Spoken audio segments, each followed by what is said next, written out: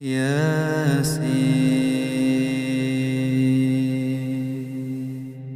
والقرآن الحكيم إنك لمن المرسلين على صراط مستقيم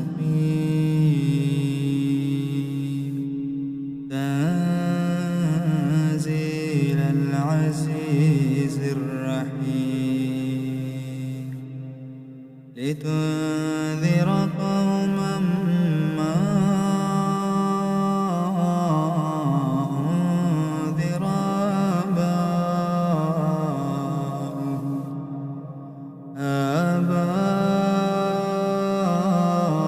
آباؤهم فهم غافلون لقد حق القول على أكثرهم فهم لا يؤمنون إنا جعلنا في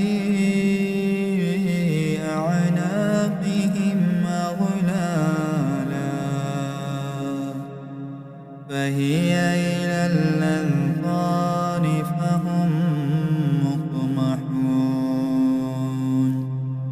وجعلنا من بين أيديهم سدا ومن خلفهم سدا فأغشيناهم فهم لا يبصرون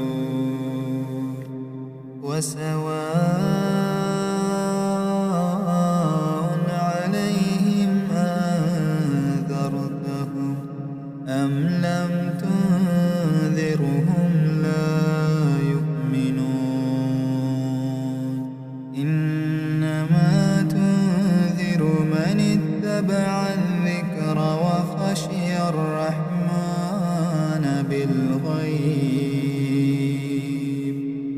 فبشره بمغفرة وأجر كريم إنا نحن نحيي الموتى ونكتب ما قدموا وآثارهم وكل شيء أحصيناه في إمام مبين واضرب لهم مثلا أصحاب القرية إذ جاءها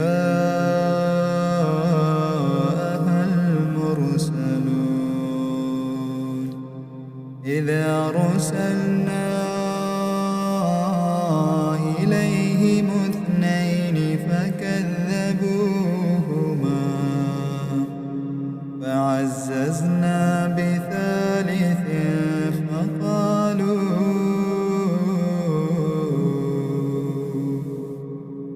فقالوا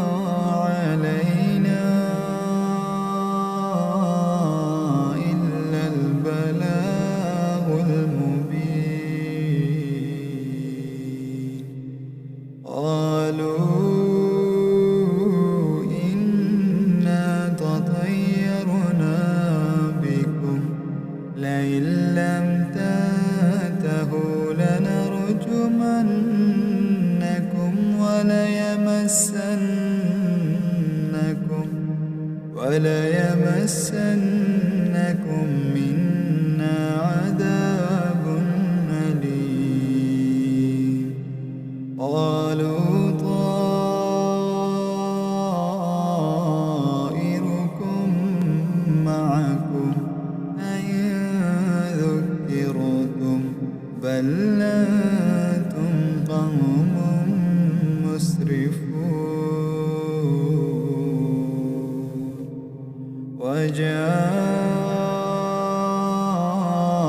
من أقصى المدينة رجل يسعى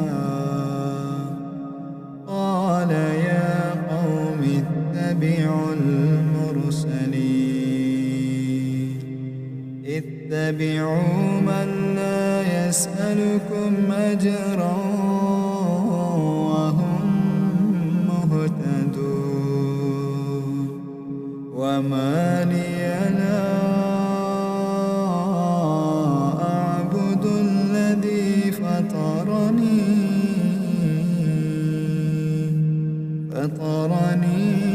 وإليه ترجعون.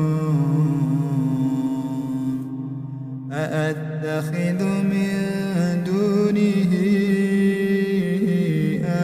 آلهة إن يردني الرحمن بضر لا تغني عني شفاعتهم شيئا ولا ينقذون. إني إذا لفي ضلال مبين. إني آمنت بربكم فاسمعون. قيل ادخل الجنة قال يا ليت قومي يعلمون. بما غفر لي ربي وجعلني من المكرمين. وما أنزلنا على قومه من بعده من جند من السماء وما كنا منزلين. إن كانت إلا صيحة واحدة فإذا هم خامدون. يا حسرة على العباد يا حسرة على العباد ما يأتيهم من رسول إلا كانوا به يستهزئون. ألم يروا كم أهلكنا قبلهم من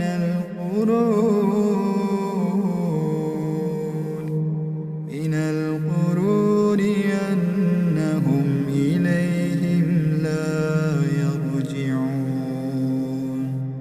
وإن كل لما جميع لدينا محضرون. وآية لهم الأرض الميتة وأحييناها وأخرجنا منها حبا فمنه يأكلون. وجعلنا فيها جنات من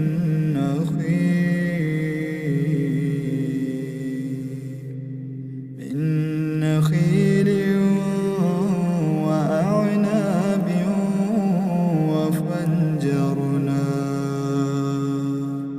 وفجرنا فيها